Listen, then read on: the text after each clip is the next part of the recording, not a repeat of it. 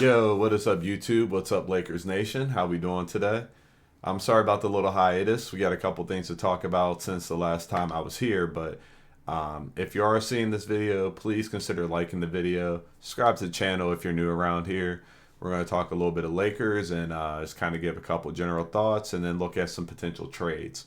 So it's been a couple things have happened since the last time I've been on here. Last I was here is fresh off of the Lakers Warriors game. Jared Vanderbilt's return. Lakers get a big win. Vando looked really good, and all was right with the world. Uh, we followed that up with a game against the Hornets, where Anthony Davis dropped 21 and 11 in the first quarter. Ended up finishing the game with 42. And let's pull it up real quick.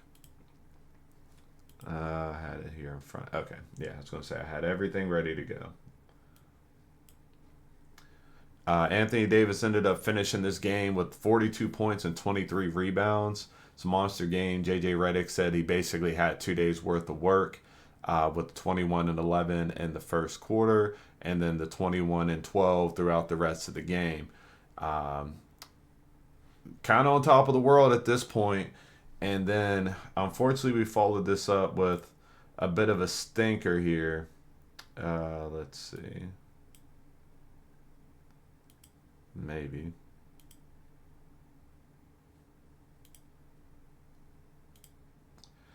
Against the 76ers, Anthony Davis was only able to play 10 minutes, which is kind of ironic with JJ saying he did 2 days worth of work and then the very next game. He unfortunately wasn't able to play. But he goes out in 10 minutes. LeBron tries to carry the load, ended up with 31 points, 8 rebounds, and 9 assists, which is a hell of a game. But we just got our asses whooped. We were just cold. Nobody was hitting shots. And then Tyrese Maxey went absolutely nuclear. Just couldn't be stopped to the point where Stephen A. Smith went on the first take.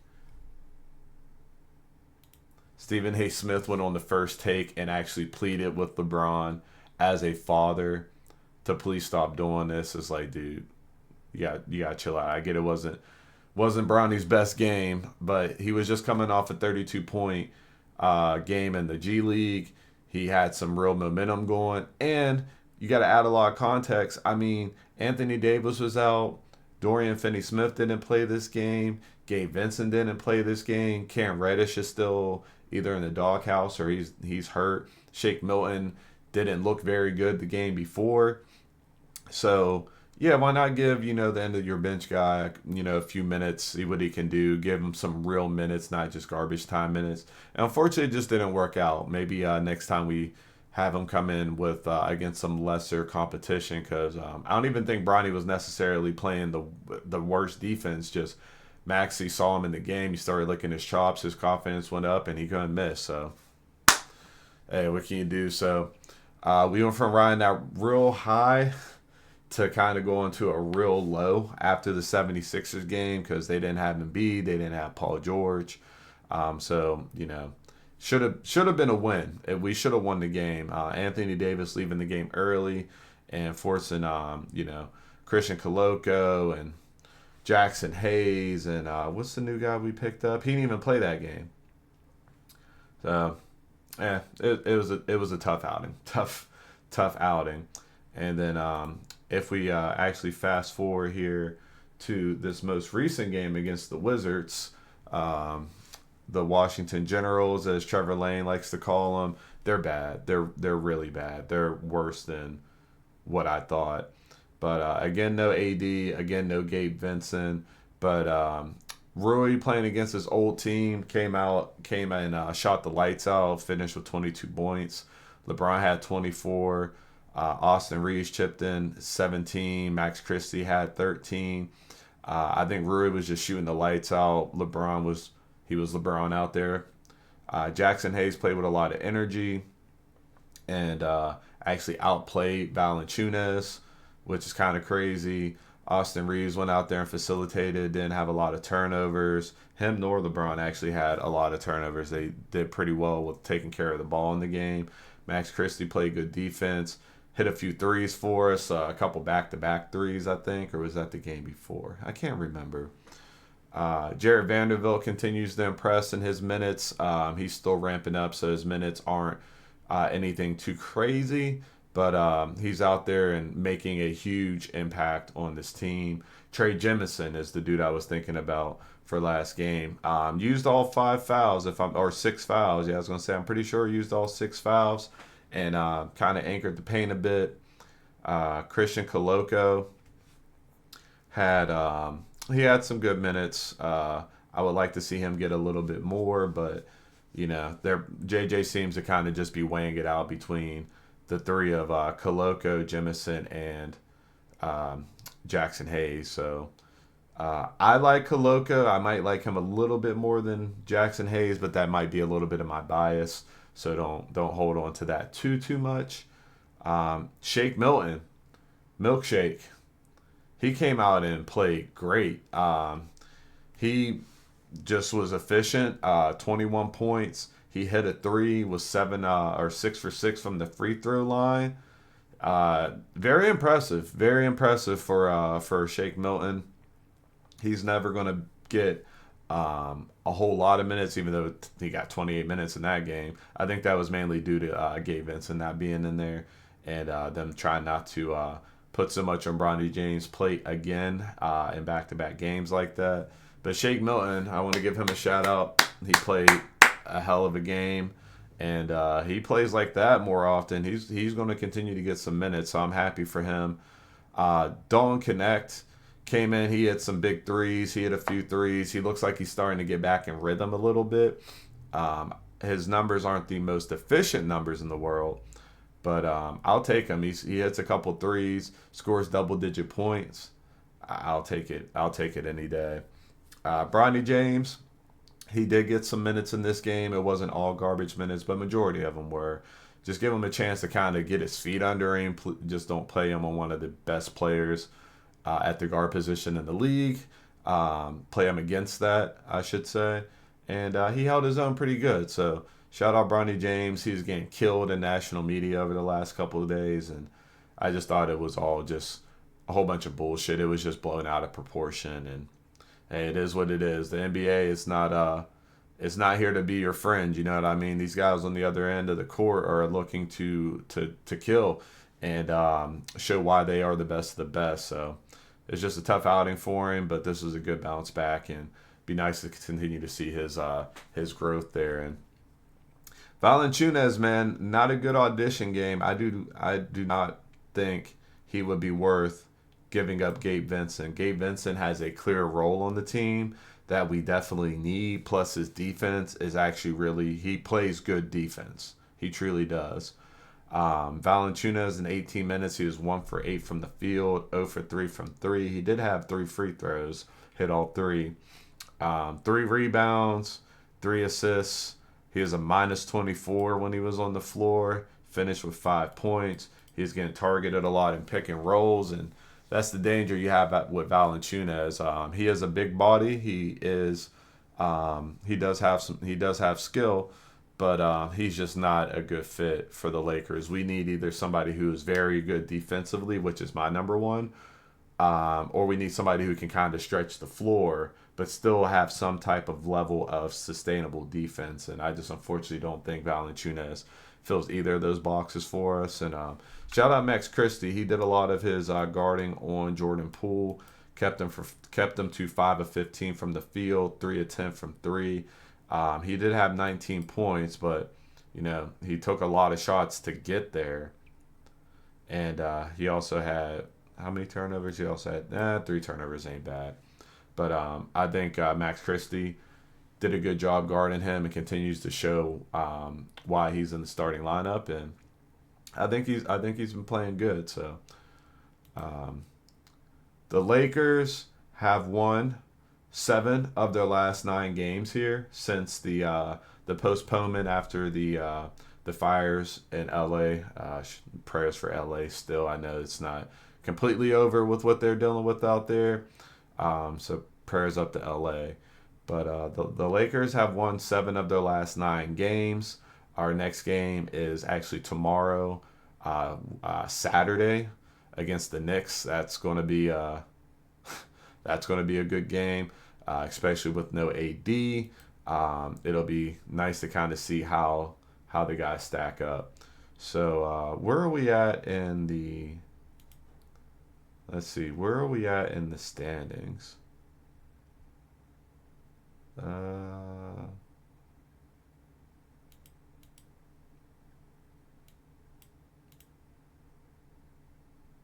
Standings. Here we go. Oh wow, look at that. Lakers are currently fifth in the West at 27-19. We're now 8 games above 500, which is amazing. Let's see, we are a half a game back on the. Yeah, we're a half a game back on the Nuggets, but only about a half a game ahead of the Clippers as well. So we're sitting in a good spot. Anthony Davis said he thinks we're one piece away, one or two pieces away from being a real contender. LeBron echoed those same sentiments. Anthony Davis has been, calling for a big, which I agree, a big or a guard. I agree. I think I would like to do. I would like to go big. Would be my number one.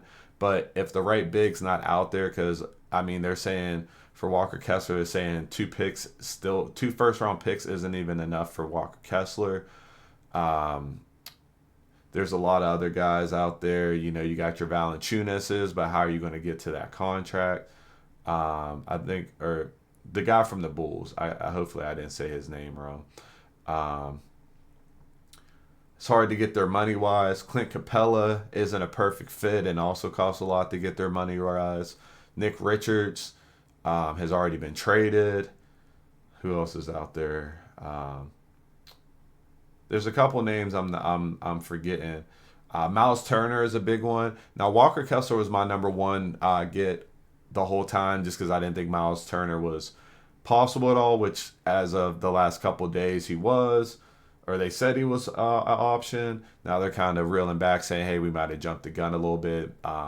Just looking at his money situation and if Indiana can actually pay him next year is why people were thinking they might move him at the trade deadline because they know they won't be able to pay him in the future. And Indiana's like, hey, we never said that shit. You guys are just looking at stuff and kind of putting words in our mouth that we never said. And everybody's like, okay, fair enough, fair enough. But if we were to look at a Miles Turner trade, I have some ideas because ultimately, I said this when I first started talking about trade packages. I don't want to get rid of Rui. I don't want to give up Rui. The only thing is he's the only person who's making enough money to actually make a decent move. So when I do my trade situations, it's not me trying to kick Rui out of here. It's just me trying to make math work with the numbers that we have available. So please don't fault that against me here. So let's get rid of some of these pages here. Now, when it comes to our current,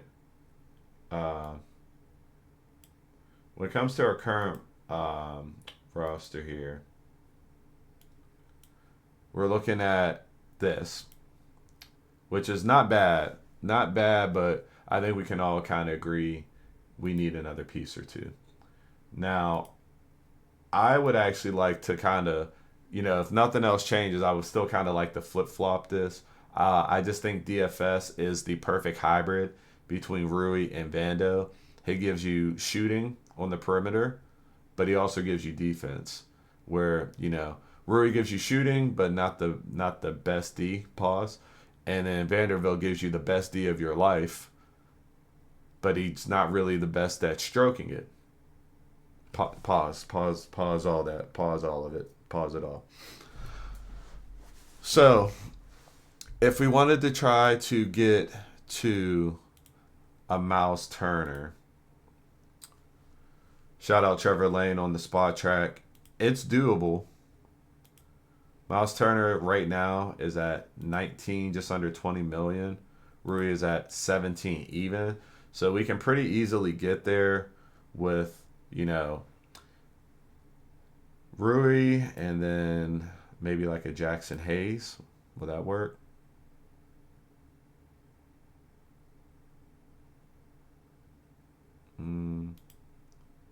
Not quite. We might have to do Christian Wood. And there we go. Rui Hachimura, Christian Wood, and then probably have to give both of our first round picks 2029, 2031. One thing that makes me kind of comfortable with doing both first round picks here is because, I mean, what else are we going to do with it? I mean, we could save it and try to draft somebody in 5 years, that's fine. Um,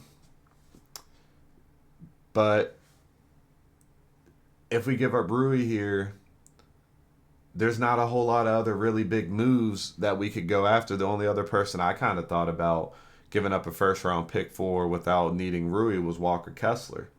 And then we would have still had that first round pick to kind of go out and do some other things. So this would be my number one priority. And then, I mean, honestly, we just kind of have to go out and try to find a guard with our second round picks. Maybe try to pick one up off of the street. We can't sign anybody making over the mid-level exception on the buyout market because we're a first apron team with the new CBA. So that means no Lonzo, no Ben Simmons, no Andre Drummond. Anybody making over like 13 million, we can't sign them. We can't. Like we're not allowed to. So this would be my number one if we're not able to get Walker Kessler, which unfortunately it doesn't look like we're going to be able to, because just to kind of share with you guys some of the things that I was cooking, if we were able to get a Walker Kessler, this is what I was looking at, giving up a first round pick plus JHS for Walker Kessler, slide him into the starting lineup. You could choose between Max or DFS for the shooting guard position. I don't think you can really go wrong with either one. Austin Reeves and the two guard will be able to play off each other versus whoever is the tougher defensive matchup. The shooting guard will be able to take that. Same with between Braun and AD. With Walker Kessler man in the paint, AD will be able to roam. So if LeBron just wants to play out on the perimeter and just, funnel guys, basically chase them off a three-point line so they have to funnel inside to AD and Walker Kessler, would be very successful in my opinion. I know some people are scared about LeBron playing the three, but I think if you have a good defender here, good defender here, good defender here, it'll make up for it. And then you still have all your bench guys. And then hopefully Christian Wood comes back one of these days. I would probably slide him before Jackson Hayes, but I put them both here because, of course, Christian Wood has been hurt all season. Now, my number one, I know I've said number one a couple times here, but if I could get what I absolutely wanted, which would be Walker Kessler for JHS, and then I was looking at the Bulls here because I want Lonzo Ball. Lonzo Ball is kind of tough to get to. He's at just under $21.5 million. So in order to get to him, we have to include Rui. But there's no real way to really get directly to that 21.5 without stacking up a couple of, some of your minimum contracts here. Like, I wouldn't go Jackson Hayes, but if we could go, or I wouldn't go Don't Connect, but if we do Jackson Hayes, we're still short.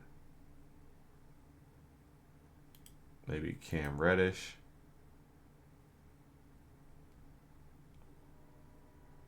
And there we are. We could do it that way. Or what I was kind of thinking here, if we go Lonzo Ball and then good old Talen Horton-Tucker. Talen Horton-Tucker is classified as a secondary ball handler. He's got a little size to him. It's a little pudgy. No disrespect. And I remember him being a good defender. Maybe I'm not remember it correctly, but he can handle the ball, he can drive to the hole, and he can shoot threes. So with that being said, I wouldn't mind getting the two of them, and then we would have to do Rui. We would still have to do Rui, and then we would actually be able to get away with Gabe Vincent, and the numbers would match up. So basically, the reason I do this is because Lonzo Ball will help to offset Rui's shooting, but he's also a ball handler and he can play defense, and he would be an ideal guard sliding into the starting lineup next to D'Angelo Russell. And then Taylor Horn Tucker, we would have to lose Gabe in order to make all this math work. So I think Taylor Horn Tucker would be a more natural ball handler coming off the bench, out other than Gabe Vincent, because we're going to need to replace that ball handling. So I think that would actually work out really well. And then if we take a look at, let's see. I already had this made. Okay, here we go. So if we take a look at how that would change our lineup, if we were able to get Walker Kessler with one of our first round picks in JHS, and then do the Lonzo Ball deal separately, we could have Lonzo, AR, LeBron, Anthony Davis, and then Walker Kessler. I think this would be our best possible starting lineup. I'm not going to lie to you. Then coming off the bench, we would have THT, Christie, Vanda, DFS, and either Christian Wood or Jackson Hayes. Look at that defense coming off the bench. Elite D coming off our bench. Oh, I think this would be our best possible starting lineup. And then if we weren't able to make any of those moves, but we were able to go with the Miles Turner trade, this isn't a bad starting lineup either. AR, Christie, LeBron, Anthony Davis, Miles Turner. Miles Turner gives you the ability to play really good defense while also spacing the floor with the 3-point shooting. Then you would still have Gabe, you have Don Connect, DFS, Vando, and Jackson Hayes coming off the bench. The only thing I worry about with this combo is we'd be a lot more reliant on Dalton Connect. With him being a rookie, that can kind of be a scary sight sometimes. But our starting lineup would be bolstered. The defense would be great. The shooting would improve. Well, maybe not improve per se because Rui is a starter, but our shooting would stay the same while our defense would vastly improve. So would that be enough to kind of offset what's troubling the Lakers? I don't know, but I think it'd be worth it. I think it'd be worth a shot because Miles Turner is an incredible talent. Even though he seems like he's been in the league forever, he's only 28 years old, and I think we can make it work. I really think we can make it work. So shout out JSM for the inspiration on my template here. I basically stole his template and just made one of my own because his was so good. I just said, if it's not broke, why would I try to fix it? So that's all I got here today. I'm interested in seeing how our guys play against the Knicks. I know Anthony Davis's injury didn't seem to be as bad as what they initially thought, so there's a chance he'll be back on Saturday. Fingers crossed. Probably not, though. They might just let him ride it out into the All-Star break. We're almost there. And the trade deadline, I think, is a week from today. It's on the 6th, February 6th. So there's still a little bit of time left, but we're really getting to the nitty-gritty here. So, hey, if you're still here, thank you. I appreciate you listening to me ramble on about the Lakers here. But we appreciate you. We appreciate your time. Please like the video if you haven't already. Please consider subscribing if you like an old man rambling about his sports teams. We also do video games over here and random reactions to random stuff, unboxings. I do all type of shit over here. You never know what I'm going to be posting. So I'm going to go ahead and get out of here. But thank you again for your time. And go Lakers. GG's. We'll catch you later.